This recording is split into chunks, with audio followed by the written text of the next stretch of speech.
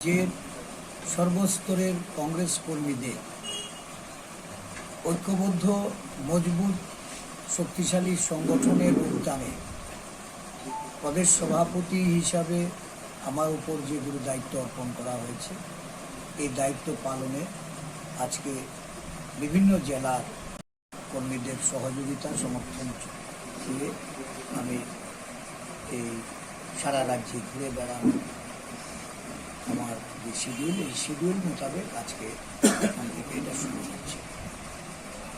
দেশ একটা গভীর সংকটে। আমাদের রাজ্যেও যেহেতু ভারতীয় জনতা পার্টি দিল্লিতেও শাসন করছে, আমাদের রাজ্যেও ভারতীয় জনতা পার্টিরই সরকার। এই সরকার দেশের প্রতিটা মানুষের তাদের দেশের প্রতি যে দায়িত্ব, মানুষের প্রতি যে দায়িত্ব, দেশকে সংগঠিত রাখার জন্য দেশের উন্নয়ন বা দেশের রাজনৈতিক মানুষের যে অধিকার, এই অধিকার আজকে হারিয়ে বসেছে। দেশের সরকার তার অগণতান্ত্রিক অসাংবিধানিক কার্যকলাপে দেশের মানুষকে নানাভাবে বিপর্যস্ত করে চলেছে। কংগ্রেস দল সমগ্র দেশব্যাপী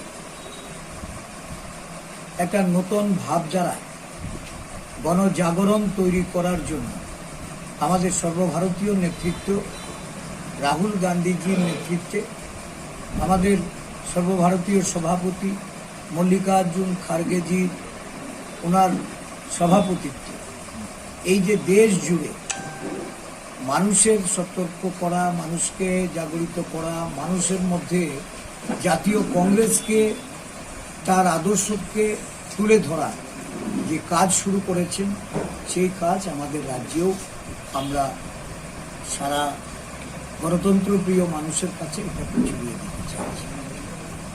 দুটো জিনিসকে প্রাথমিকভাবে আমরা প্রাধান্য দিচ্ছি।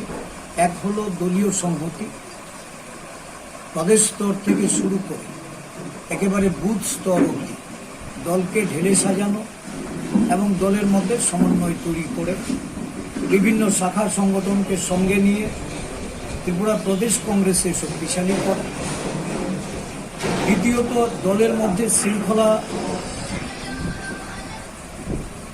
নেতৃত্বের ক্ষেত্রেই হোক, একজন সাধারণ কর্মীর ক্ষেত্রেই হোক, শৃঙ্খলা প্রণয়নতার কথাটা মাথায় রেখে আমরা সমস্ত স্তরে আমাদের নেতা কর্মীদের মধ্যে এই বার্তা পৌঁছে দিতে চাইছি।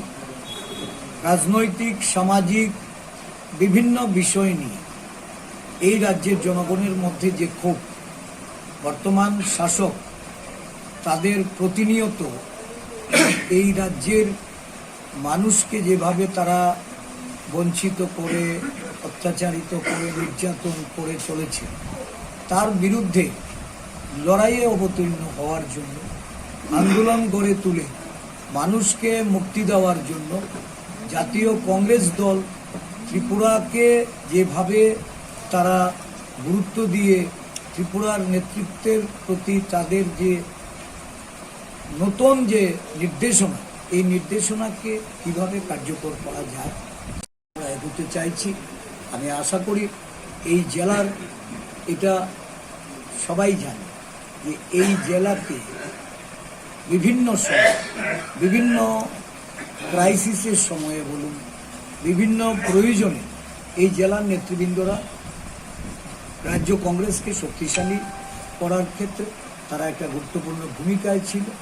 আজকেও আমি এই জেলা নেতৃবৃন্দের কাছে তাদের বিগত দিনের যে ট্রেডিশন, এই ট্রেডিশন বজায় রাখার জন্য এবং এই জেলাকে আরও শক্তিশালী জায়গায় পৌঁছে দেওয়ার জন্য আমি অনুরোধ করতে তাদের কাছে ছুটে এসেছি। করবে না তাদের সাথে অন্য কোনো দলকেও সামিল করা হবে? এটা আপনাদের জানা যে বিগত নির্বাচনে কংগ্রেস দল এই রাজ্যে আসন ভাগাভাগি করে লড়াই করেছে। সেই দিক থেকে দেখতে গেলে যে এই আসনগুলিতে বিগত দিনে বামপন্থী প্রার্থীরাই এখানে লড়াই করেছে।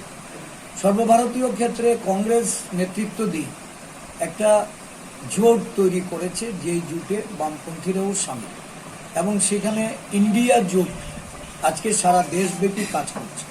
আমাদের রাজ্যেও ইন্ডিয়া জোট এখানে আমাদের আগামী দিনের রাজনৈতিক দিক নির্দেশ করতে সহায়তা করে, এবং এই ইন্ডিয়া জোটের মাধ্যমে আমরা নির্বাচন লড়াই করব।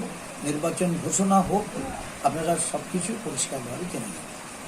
মধ্য দিয়ে আমরা এই রাজ্যের সর্বস্তরের কংগ্রেস কর্মীদের